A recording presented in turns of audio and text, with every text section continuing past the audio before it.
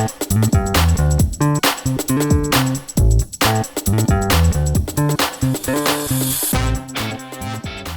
and welcome to Your Property Podcast. Today is the 17th of June 2021 and with us we have got Ellie Mackay. Hi Ellie. Hey, hi Michelle, thanks for having me. Great to have you on the podcast today. So Ellie is the Managing Director and one of the founders of the Combined Property Group and creator and host of the On a Mission podcast. So it's probably likely you have heard or seen Ellie on social media because Ellie, you are super active and it's hard not to miss you, I have to say. I do my best. And your podcast, I like the theme of your podcast, just the On a Mission. I love that title, and I like the fact that it's not just about property, it's about just different people in different industries and what you can learn from them. And you've had some fantastic big names already. You've got Rob Moore, Daniel Priestley, so quite a few big ones there, especially in the property world that people can recognize. So but you haven't always been in property. It's quite sort of a recent venture, and I'm sure the last 3 years have felt like 30, but Absolutely. So go on, tell us a bit more about why property then. Why did you kind of get into this whole of the world? Well, what a lot of people don't know, Michelle, is we actually started investing in property back in 2006. That's when we did our first investment opportunity. We were in our early 20s. We were full of entrepreneurial spirit, and we had high ambitions. We just didn't have a great deal to back it up, if I'm being brutally honest. We were those idiots that sat there, and I remember it vividly, sat in the beanbag on the floor in front of the computer at like 21 years old, Googling get rich quick. So what could possibly go wrong? But for those of you who have been in property a while, in 2006, it was a great time to do property. It was when you could buy a property and then refinance it in the same day and pull all your money out. And, it was a phenomenal time to be doing business. And that was certainly the dream that we were sold. Sadly, it didn't work out like that from us. It was an off-plan development. We'd bought it for 125 grand, which, in terms of property isn't huge amounts of money, but when you're in your early 20s on a modest salary, it was quite significant. But it was going to be worth 175 by the time it was completed. It was due to complete in 2008, and it was a fail-safe development opportunity. Of course, So then real life happened. The development got flooded. It was put back to 2010. And although the recession started in 2008, what a lot of people don't realise is there's quite a lag in terms of the dip in the property prices. Yeah. So the prices didn't actually hit rock bottom until back end of 2010, early 2011, which was when our development was complete. Wow. So the property we bought for 125 grand was worth 60 grand. Wow. We could only get a 75% mortgage based on the 60 grand. I think we had already put down a £25,000 deposit. We tried to just walk away and sort of take the hit. That wasn't an option. The developer was going to come after us for our existing assets, which at the time consisted of a second-hand Fiat Punto or whatever, and the house that we were living, which was probably worth about 80 grand. We didn't have much at all, and it was a real baptism of fire. We had to come up with, I think it was 40 or 45 grand within a very short space of time. We had to beg, borrow and steal, but it's really amazing what you can achieve when your back's against the wall. And we did somehow meet our financial obligations.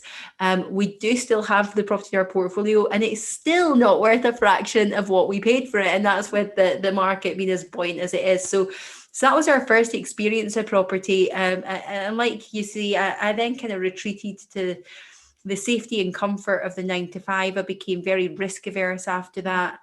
My husband, he went on to set his own electrical business up in 2010, and it was really strange watching the transition in him. I was your stereotypical employee that when the alarm went off on a Monday morning, I would just be thinking, oh God, here we go again. Whereas he's like getting out of bed, a little spring in his step. And when we come back from work, he would quite happily get the laptop out in the evening and things. And I really couldn't grasp that concept. I was just thinking, like, surely you shouldn't have to work in the evening. And he was like, well, it's an extension of me. I love what I do. I'm passionate about building this business. And all I'm thinking is like, you're missing out on the real Housewives of Cheshire, or, and it was such an alien concept. And I'd previously been in a quite a high performance job. Actually, in my late teens, I was a sales manager. I had over 100 staff working for me by the time I was in my early 20s, and then due to some family commitments, I basically had to leave that all behind me and kind of start from scratch, start from like an entry level job, and kind of build that back up. But watching Mark transition was a real eye opener. I started to really feel, as the years sort of progressed and the pain of the first property development started to sort of fade away, those old feelings of knowing I was capable of more. I was always quite a high performance person, and I'd let life get in the way, and I became a bit of a victim. There was lots of reasons for me to blame, complain, and justify where I was, and there was very little accountability. I was struggling with my mental health. Then off the back of that failed development, I was on all sorts of medication. I pretty much had a full nervous breakdown, and that kind of stayed with me for quite a lot of years. And it was actually in 2017, back into 2017, I found out I was going to get made redundant. And I was actually, I was on maternity leave with our third and final little boy, Samuel, and was made redundant in 2018. And by this point, it was a bit of a law of attraction, if you're into that kind of thing. We were, the electrical business was doing really well. We'd had our hardships with that and came out the other side, and things were going well. And someone we knew had actually done some property training. Now, this whole world of personal development and property training and education, it's just the norm now. But I didn't know anything about this world. I didn't think it existed. I was naturally quite a skeptical person as well. Why would people be teaching this stuff if they were truly successful? I was quite jaded, really. But somebody we knew had went on this property training, and we had a lot of respect for them. They were already very successful in their own right. They were quite big into construction. They'd been out to Dubai doing big developments and stuff over there. So they weren't sort of green to it all. And they came back and they had their mind absolutely blown. And it just sort of got the cogs going a little bit. Why not me? But, the reality of it was, and I share this quite openly because it might resonate with some of your listeners, Matt, I always had a real inner grit, a knowledge that I was capable of more, but at the same time, I was battling quite extreme postnatal depression. I had very bad anxiety. I had, a crippling lack of confidence. I was struggling to leave the house without having panic attacks. So there was a huge disconnect from where I was then 3.5 years ago to where we are now. So yes, it's been a hell of a journey, but we did that property training back in 2018. We went on to buy 2 properties within 4 days of leaving the course, which I think is a personal best. And we've, not that I'm competitive in any way, shape or form. and yeah, we just not stopped since. Wow, that's quite the journey then, and quite a huge shift, not just obviously in career wise, but in your mindset and your mental health, and I suppose having a new purpose as well, and a reason to get up in the morning and get the laptop open in the evening for something that you're actually passionate about as well. And I think that must have been quite the surprise to yourself, I guess. It was completely life-changing. And anyone who follows me on social media will know that I talk about this a lot. Success is about so much more than money in the bank, but I didn't necessarily know that 3.5 years ago. We just got into business to have a better standard of life and a better standard of living for us and our children, and the freedom and choices that money does buy you. Money's neither good nor bad, but it definitely provides you with a better standard to live in. And I don't think people should be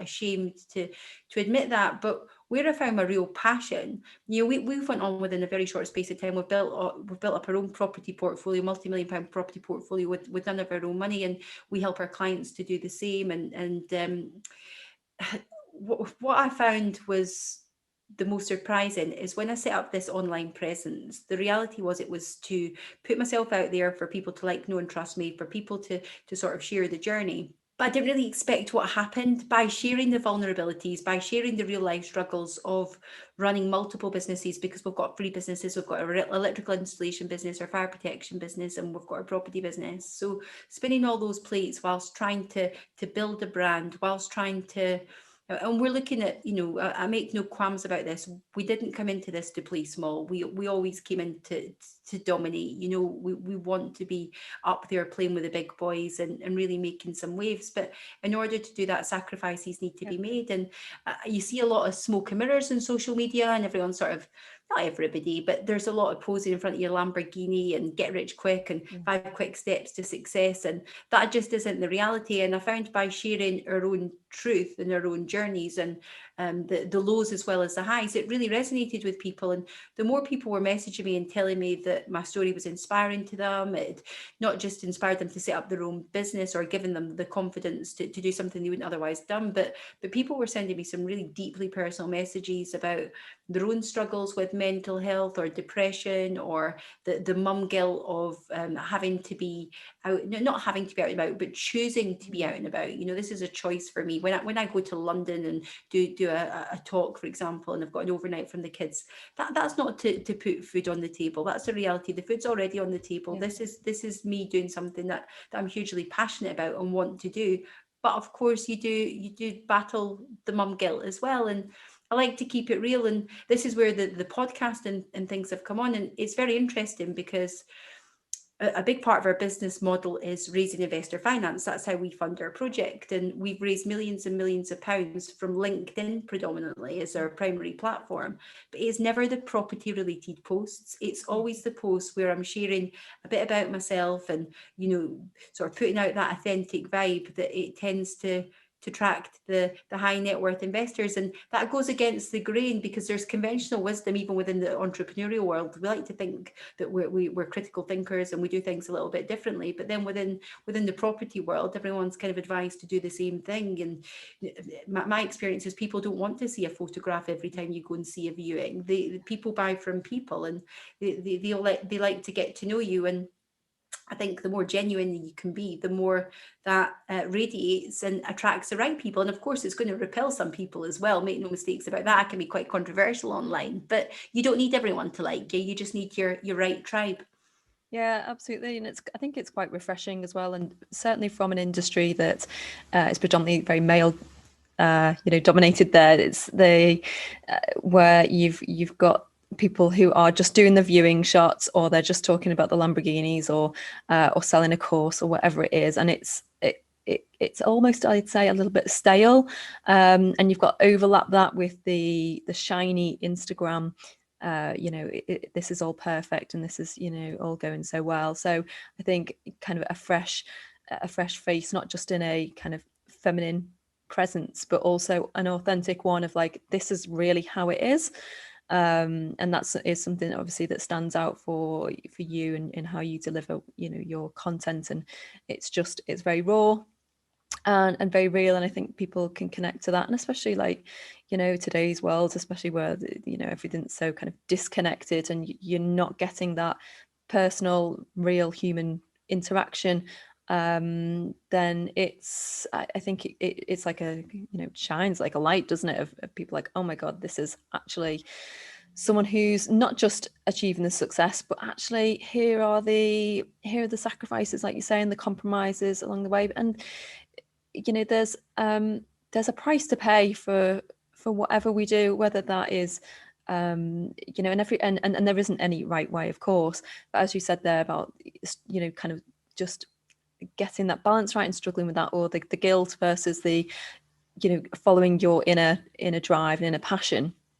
There's a balance to be made, and obviously people never see the whole picture, but I think again, it's just refreshing, isn't it, to share that journey, because you either see the mums who are just in the corporate life, or the other mums at home. There's not really that many people who are juggling that and making the best of both roles, if you like, of being the mum and being the property investor.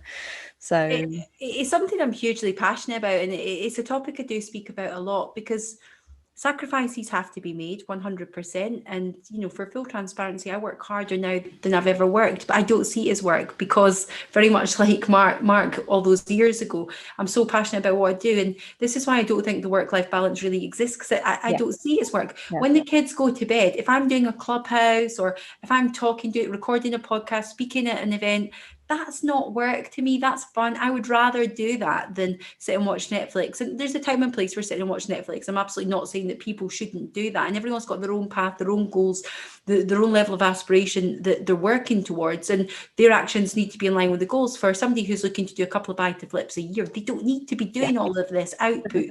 So I'm not a huge fan of advocating the hustle and grind. You know, for me, this is, you know, I was sat doing a Zoom call to midnight and I was doing some serious business off the back of it on Monday, but I had a glass of wine in my hand and it was with a really good friend. And, you know, something that I'm always talking about is relationships are the highest form of currency. And I don't think this is particularly specific to property, but people really don't grasp how important relationships are. Cultivating good people and developing those long-term relationships, and that can be from, you know, leading by example with your own team. We have a culture now, we've got 18 staff, we've grown up to 18 staff, and it's like a family. You know, we've got an ethos where we treat our clients like royalty and our staff like family. And, you know, our company values are, we do what we say we're going to do. And the reason I share that with you is because I think one of the reasons that we've had the relative success that we've had within such a short space of time is because we do what we say we're going to do. Now, call me naive. I'm not that used to the business world. I've been an employee before. So I kind of just presumed that this is how it works. You say you're going to do something, you do it.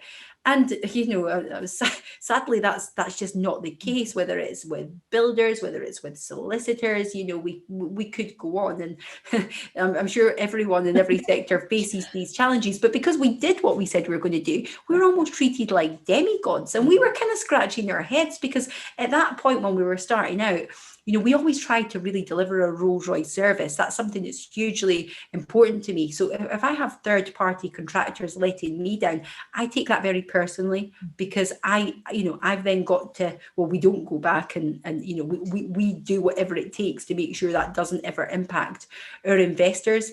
But that's the frustration for me. And that's why, actually, a bit of a sidebar, but we've chosen to, that's why we do have 18 staff. Again, there's lots of different ways to leverage people and to outsource. But for us, like with the build team and things like that, after we've been let down time after time after time, you know, we've had builders screw us over. They've you know, variation orders every 2 seconds, absolutely killing our contracts. We've had builders not paying the subcontractors, withholding payments, saying that it was us, the client, when it wasn't. We've had builders not being present when we've turned up on site. I can give you so many examples. And you kind of get to a point and thinking, well, this is for us to do what we say we're going to do and not take excuses, because we won't allow excuses from ourselves. We need to do something about this and mitigate this. And that's why we've got our operations manager now, and we've got our project manager, and we've got our site supervisor. And we still have challenges, but we're just trying to constantly look at where, you know, this is business, isn't it? You look at where the problems are, where the gaps are, and what you can do to resolve them and do it better for next time, and continually streamline that. Yeah, and it's not just continually streamlining, continually growing and kind of pushing those boundaries of what's possible for you and your business and your team. And I love that. It's that constant and never-ending improvement, isn't it? Of just seeing what is possible and the potential out there. And it's you know, it's not for everyone. Not everyone kind of feels like that. But as you said, you know, doing the podcast or whatever is not to put food on the table now. You kind of past that point, and it's just to follow that passion. So I guess it's kind of what's next, and is it just, you know, do you have a like a clear plan of where you're wanting to go, or is it just let's just see what we can do? Honestly, like we have such big aspirations, but I'm also I'm not someone that likes to be pinned down. I'm your classic entrepreneur, full of energy, full of ideas. Implementation is definitely not my strong point. So it's surrounding myself with people that are going to keep me to account and make sure, you know, I've got all sorts of, I've got our admin Vicky. She like has to send me about 3 reminders on Friday to get this done. I've got Kira sending me reminders to get this done, and I have people pestering me non-stop because I'm ridiculously flaky. But you mentioned the podcast. My real passion and purpose in life, I think, is to help and inspire and support people, and make as big an impact as I can on the world. It's not something that I monetize. I enjoy doing that through my podcast. It's something I get huge fulfillment from as well, because it's high performance people. I'm obsessed with high performance people. And you said earlier, it's not just about property. It's about people that are on a mission or have been on a mission to know what it takes to get to the top, because those attributes and disciplines, there's so many common denominators when you look at those people. So we've got like Ricky Hatton, for example, world champion boxer, nothing to do with business, but I tell you what, those disciplines and attributes and mindsets and the mindset that it takes to be a world champion, there's just so many similarities. And I love just connecting with such a diverse range of people. You know, I've got Neville Wright, who sold kiddie care for 70 million, but a lot of people don't know he's got a property portfolio worth well over 100 million pounds, and like he owns most of Peterborough. Like they're just such phenomenal people. And you know, we talk about your network being your net worth, and I cannot. It's a cheesy saying, but you know what? It's bloody powerful, because 3.5 years ago, when I got into this, if you'd have said to me then that I'd be chatting to a millionaire, because of my own limiting beliefs around myself, my own confidence, my own baggage, I'd have just been like a gibbering, right? Like, why would a millionaire want to speak to me? Putting people on a pedestal. Whereas now my network, all of my network pretty much is millionaires, decamillionaires. Yeah, I've got my first billionaire coming on the podcast, Joe Fraser, who's like the founder of Reebok, and I've actually got another few billionaires that are going to be following him. And it's like, it's absolutely mind-blowing. Now, will that put money in my bank? No, but you know what? My mind being nourished by and stimulated by this level of thinking, this sort of abundant mindset, the solution-based way of thinking, the practical advice, the sort of studying the different routines and patterns and things that these high achievers have in common. I just find it absolutely fascinating. And although this was never the intention of the podcast, there's so many people have got an interest in property, and now we're on boarding clients off the back of it, because I don't even particularly promote the fact I do property, which is my bad, really. And I've actually had to say, so what's the day job kind of thing? Is it just the podcast? I'm going, oh no, we're property developer. Oh, we're interested in property. Can you help us? I'm like, absolutely. So, you know, you're kind of fishing in a different pond. And this is something that, again, it's a bit of a tangent. I did warn you before we were live. I go off on many tangents, but people tend to all fish in the same pond, and I've never bought into that. I remember reading a Paul McKenna book when I was like 19, when I was into personal development, before when I was still in my high performance job, before I kind of had to start from scratch, and then went on, by the way, to think it was all a load of happy clappy woo woo American bullshit that wasn't for people like me. But interestingly, when I was successful, I bought into it. When I was depressed for years and years and years on a low paid job, I just thought it was a load of crap. And now I'm back into personal development, and funnily enough, you know, there's a bit of truth in it all. But one of the stories in Paul McKenna's book was, he was basically, I'll butcher this, I always butcher stories. I mean, it was nearly 20 years ago since I read it. But basically what he was saying is, if you go for like an entry level admin job, for example, or just use any sort of entry level job that's minimum wage or what have you, and this was back then, but it's still relevant now, you will have hundreds of applications to go through. If you go and apply for 100 grand a year job, there will hardly be anyone applying for it. You're actually statistically a lot more likely to get that. And that kind of always resonated with me. Yeah. And I've always kind of went for things that were above where I appear to be at that moment in time. And I kind of did that with LinkedIn.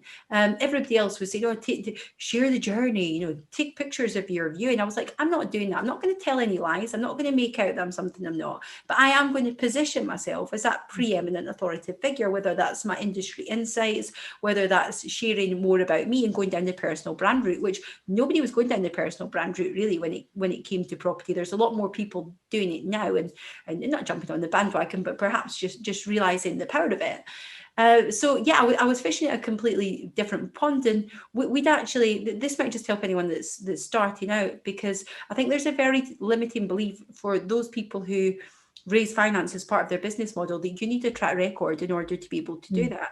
But I mentioned that we bought those 2 properties within 4 days of doing the property training. Well, we were buying them off some sort of a trust or something like that. Like, the legal process was a nightmare. It took about 5 months to get it over the line, because I mean, we don't seem to have any straightforward transactions. We seem to have a story with all of them. But anyway, it took 5 months to physically get those keys. So there was no on-site photos or track record to do. So I had to get creative. It was a case of start now, get perfect later.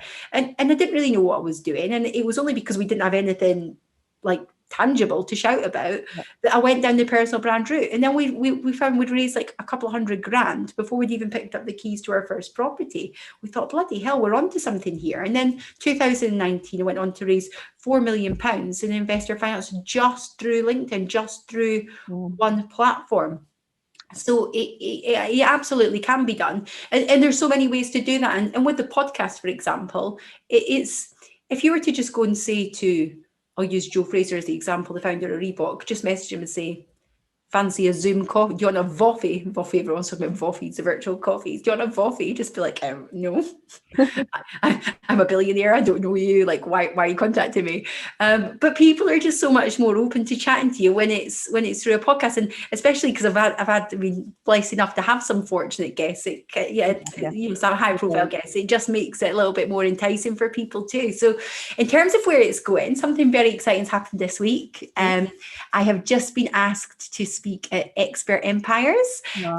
So yeah, I'll be able to say that I'm sharing a stage with Ed Milet, who's coming over from the States to headline. So that's by far the biggest kind of speaking gig I've ever had. I've done sort of, not low level, it sounds terrible, but I've done reasonably like small public speaking events, 50 people to 100 people, but this is going to be like 600 people. So it's going to be next level. So that's really exciting.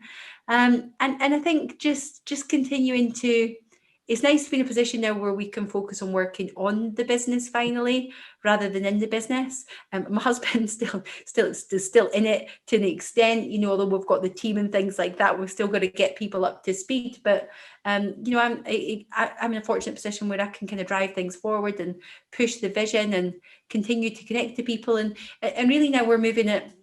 I think there's a bit of a natural evolution. You start off with your singlets, and we've worked up to HMOs and then conversions to apartments and things like that. And I mean, it's absolutely insane, some of the stuff that we're appraising. We're hopefully about to do a deal for an £8 million development, which is not over the line yet, but that's the kind of thing that we're looking at now. And it's even 6 months ago, if you'd have said that to me, things just progress so quickly. But if you do the due diligence, I hear a lot of people talking about how difficult it is to get deals at the minute. I'm like, wow, like we're not struggling. So I just think it's down to relationships. Had people spent more time building relationships during the good times, now that it's the property's a lot more scarce, they wouldn't be finding this issue, because we've connected with the auction houses, the estate agents, the top sourcers, not the more questionable ones. And we're getting the opportunities because people know when they work with us, speed of implementation is everything. We do what we say we're going to do. We pay people well for the services. We want everyone to make money. We want it to be a win-win. And the opportunities are out there in abundance. Absolutely. And it goes back to what you were just saying about the, applying for the higher position job. In, looking at the bigger deals, there's less competition. And they come from those relationships that you built up over time, and not just the relationship that you built, but how, like you say, you've positioned yourself with, on social media, and it's not just about positioning yourself, but attracting people on different levels of success, and essentially they're your new peer group. Yeah. So there's, whether they're in property or not, it doesn't really matter. It's all about actually we talked about limited beliefs. I'm very passionate about personal development as well. So it's all about that you are the people that you spend time with, and just widening that kind of, well, it is possible to look at something that's 8 million, and if the figures stack, it stacks as good as it does an £800,000 project. So before can I just say though, there's actually less risk sometimes, because with these bigger numbers, you've got more of a buffer as well, and you don't need to necessarily. I'm not saying this is advice, but this is just my own personal opinion. You don't necessarily need to always cut your teeth with the small stuff. The key to business is surrounding yourself with the right people. It's, as Steve Jobs famously said, when Steve Wozniak sort of said to him, "What is it you actually do these days?" He's like, "I conduct the orchestra. You're not there to play the instruments. You're there to make sure you've got the right specialists in the right areas," and that's where the skill is. And it's just having a higher level of thinking to combat problems, because I am getting so sick of hearing my project manager saying, "We've got a delay because the bloody plasterer didn't turn up, and then this has had a knock-on effect on this and that, and the trade, certain trades are like booked out to next January and February." And I thought, like, well, this isn't working for me, because we have a program of works and we need to stick to it. But like, for example, this big development that I'm talking about, it's actually a street. It's a street randomly. Like, Mark's about to do a walk round with a couple of structural engineers to just do our last bits of due diligence before we formalise our offer. But for the structural engineers section of that job, you're looking at 250 grand, maybe 300 grand in professional fees.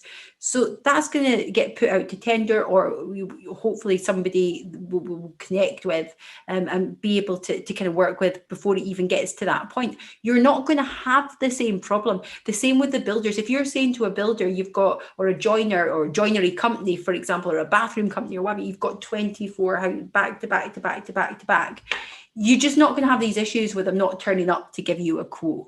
It's, if you're finding that there's problems at this, everything's bottlenecked at this part of the pipeline, then just move your goals, move your aspirations.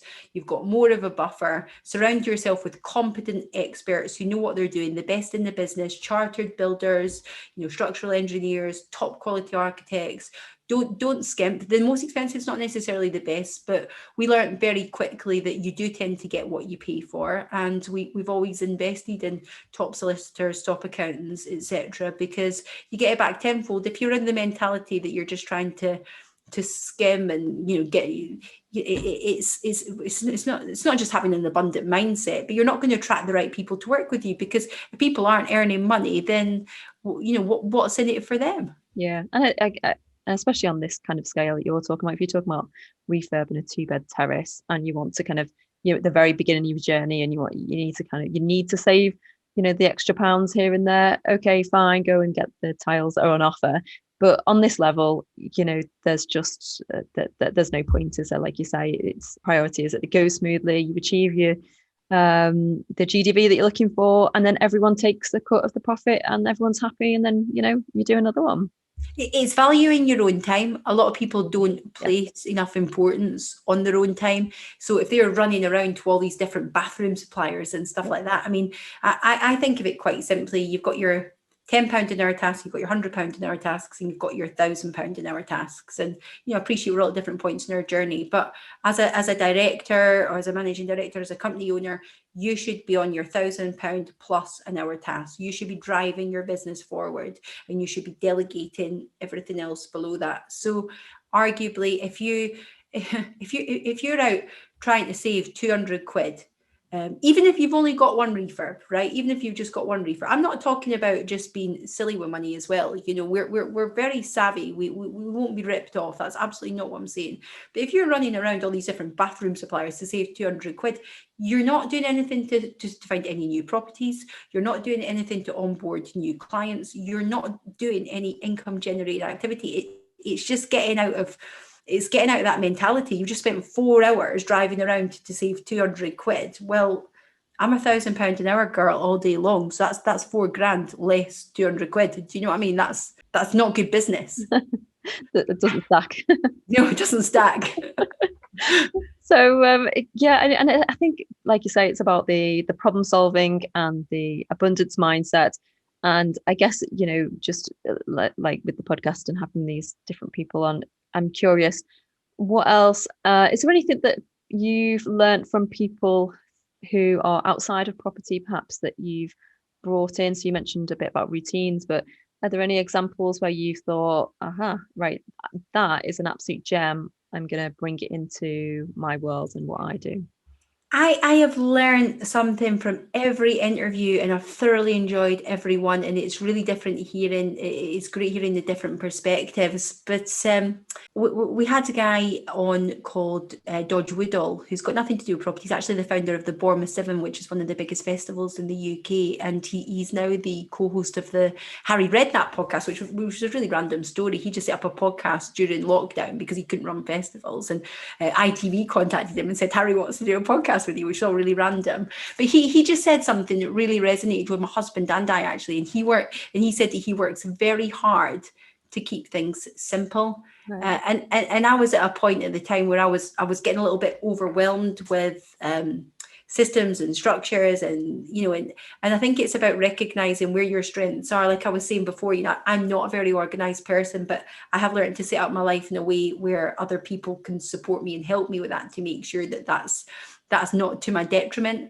But in terms of the personal development stuff as well, so I kind of think that we could overwhelm ourselves with that. And if you follow me on social, Michelle, you know that I am a bit crazy. I'm hugely into this world, and I've been doing cold water immersion, the ice baths and things like that. I've recently got into my fitness and done a few crazy fitness challenges. I've done the 4x4x48 with Goggins. I've just done a 15.5 mile endurance bloody hilly thing. I had no idea there was going to be hills in it. It absolutely killed me the weekend. I've done a few half marathons and things like that, and I'm just at the start of my journey. But I think there can be a tendency to compare ourselves. We say that we don't do it, but we can look at other people and think, oh my God, they get up at 4:30, they go and do a half marathon, they come back, they do their meditation, they do their journaling, they do their gratitude. Whole miracle morning in one. Whole miracle morning. And I've not even, my alarm doesn't go off to 6:15. Most people, I'm kind of like, you can feel, if you're not in the right mindset, you can feel like you're failing before you've even started your day. So my advice to anyone, just going off the back of Dodge's working hard to keep things simple, is set your own standards. Okay, don't, it's great to look what other people are doing, but I think it's important that you know what's right for you. Set your own standards, whatever they are, and just make sure that you stick to them. And once you've created a new habit, whether it's personally or professionally, and you've stuck to it and you've implemented it and you feel confident, then you can stack another habit. But I see so many people trying to go from 0 to 100. Again, this could be professionally or personally. I mean, look at the gyms every January. This happens every January, doesn't it? We all overindulge over Christmas. We're all eating and drinking too much. And then come January, people are training 6 days a week. They're not eating food because they're having all these bloody green shakes and stuff like that. And they go from 0 to 100. And then by mid-February, the gyms are empty again. This happens every year. People set off with the best of intentions, but they're not doing things in a way that's going to promote longevity. And actually the compound effect of just making small incremental changes is so hugely powerful, and we don't always recognize how far we've come. And I still don't, because when I started this personal development world, I didn't start off doing all of this stuff. You just start doing one thing at a time, and just because cold water immersion works for somebody else doesn't mean it's going to work for you. It could just be going out for a walk every single day for 20 minutes, or replacing mainstream media for a podcast or an audio book, and just doing things in a way that works for you, that's not going to overwhelm you. Try not to compare yourself to others, and just don't overcomplicate things, because I think as entrepreneurs, we do have a lot of different ideas, and life can be overwhelming. That is the reality of it. Life is overwhelming. We've got 3 businesses, 3 kids, and 2 extremely mischievous puppies. Like, life can definitely be challenging, and then you're trying to fit in your fitness and your meditations and everything else. It can seem like a lot. So strip it back when you need to. Don't feel bad about it. If you need to have a little break from it all, from personal development or what have you, then don't feel guilty about that. Go and just listen to music, or go and have your Netflix binge. Go and have a bottle of wine. You know, you don't have to be this perfect person. A lot of us are trying to emulate a false reality, and this is why I try so hard to keep it real on social media. You shouldn't drink because of this. You should be doing that. It's like, who are these people to tell us how to live our life? Just try to be better than the person you were yesterday, whatever that means to you.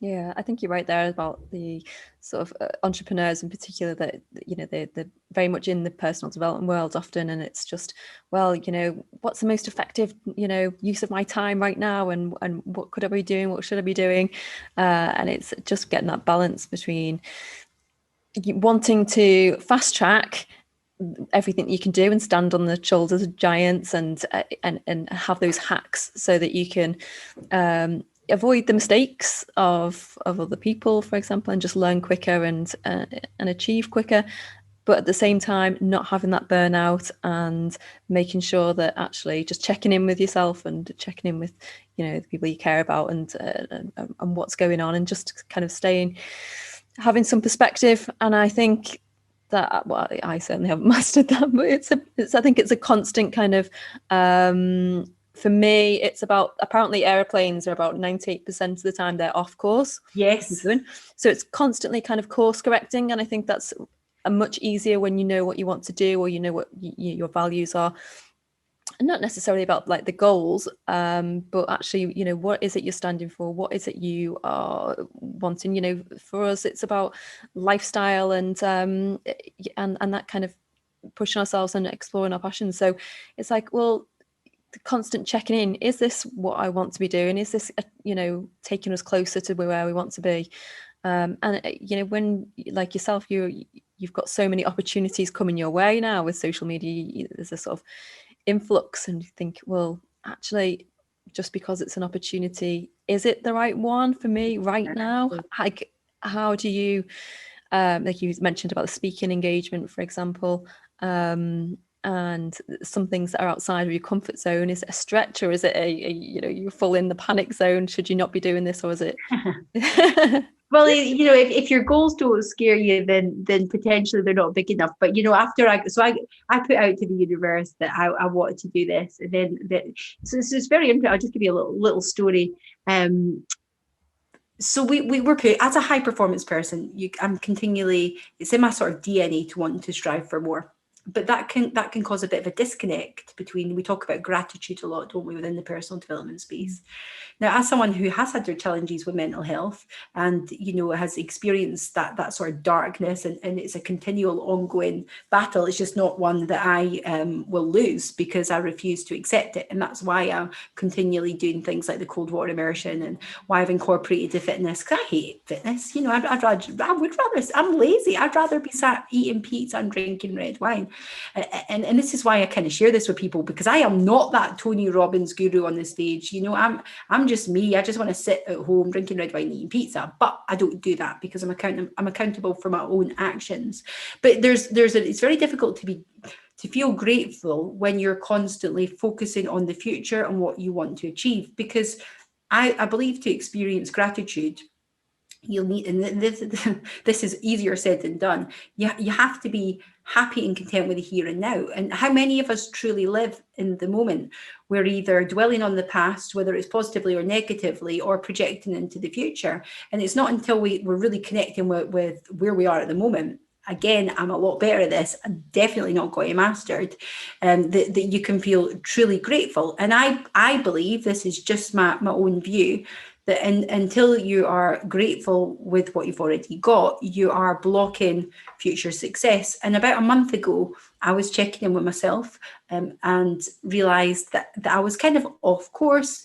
Was I striving? I don't know. I felt like I was half-arsing everything. I didn't feel like I was showing up for my kids properly. I didn't feel like I was showing up for my team properly. I was, you know, and I kind of got to the point, I thought, well, what's this all about? Because success isn't about money in the bank. Success for me is about happiness and fulfillment. The money is the byproduct when you're good at what you do. And that's not to say that I'm not materialistic and I don't want to accrue wealth. I absolutely do, because in order to do any kind of good gratitude in the world. You do need to accrue wealth, in my opinion, but it certainly isn't money that makes me leap out of bed in the more, and sadly look at the amount of celebrities that commit suicide that we perceive have it all with their flashy houses and their flashy cars, and they look beautiful, and what have they possibly got to be depressed about? This is the mentality from the outside world, and as somebody who's experienced those sort of suicidal thoughts and things like that in the past, I can really connect with that. And I checked in with myself, and I thought, you know what, I'm not happy. I need to step back. I need to stop striving. I said to my husband, if we don't buy another property this year, at the end of the day, does it really matter? I just feel like we need to regroup. Yeah. Did some massive soul searching, and really took a step back. The very next day after having this epiphany, I woke up and I felt like the weight of the world was lifted off my shoulders. I felt like this deep gratitude, this happiness I'd not probably felt since my childhood.